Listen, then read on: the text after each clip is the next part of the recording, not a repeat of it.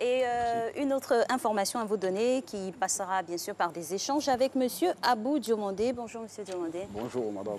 On reste dans le giron de la flamme, du feu toujours, comme c'est ça, comme la semaine dernière. Okay. Gaz domestique, conduite à tenir en cas de fuite ou de feu.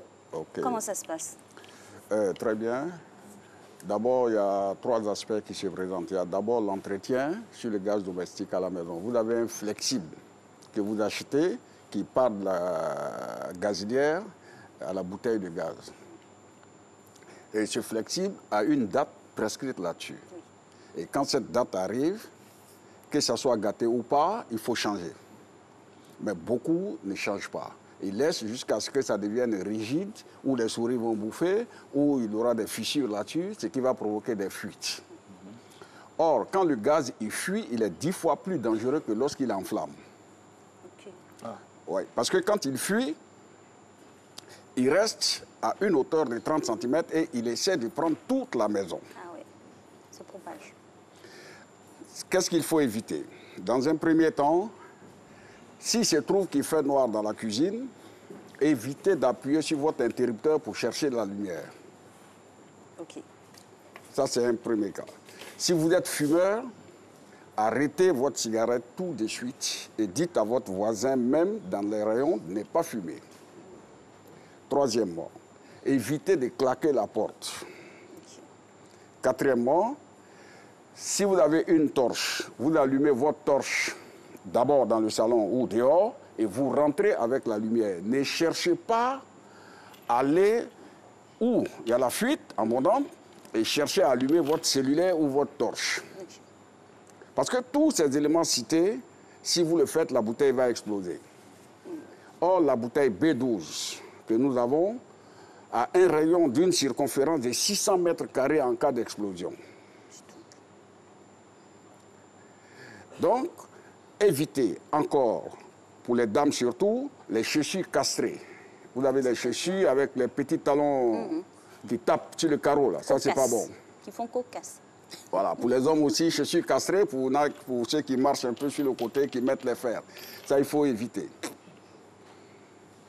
Voilà les éléments à éviter en cas de fuite de gaz. Vous avez dit, vous ne claquez pas la porte. C'était pourquoi? Vous allez vous ouvrir la porte, doucement.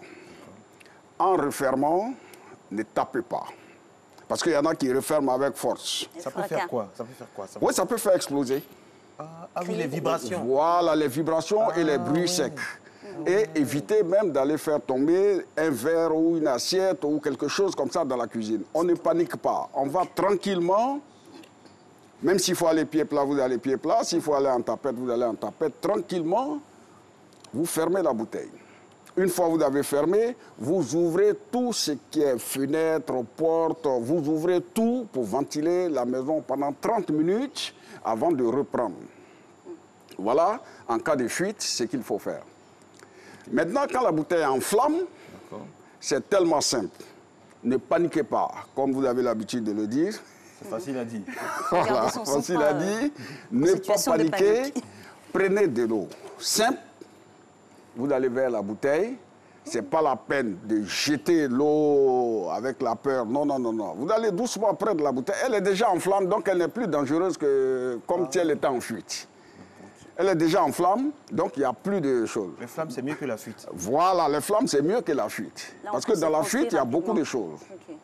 Voilà. Donc vous allez tranquillement et puis vous éteignez. Une fois éteint, c'est fini. Il y a des méthodes avec des serviettes imbibées d'eau et tout ça. Voilà, il y a des méthodes avec les serviettes imbibées. Par exemple, vous avez cette flamme qui est là, sur la gazinière.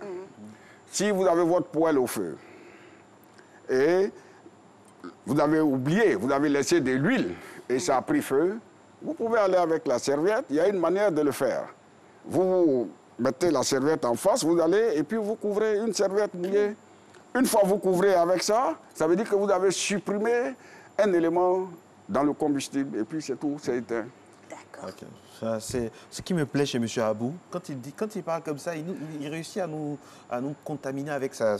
Parce que le plus important dans tout ce qu'on a dit là, oui, c'est la sérénité. C'est-à-dire garder son calme. Il faut être calme. Vous savez, je vais vous dire quelque chose. La peur qui est là n'existe pas.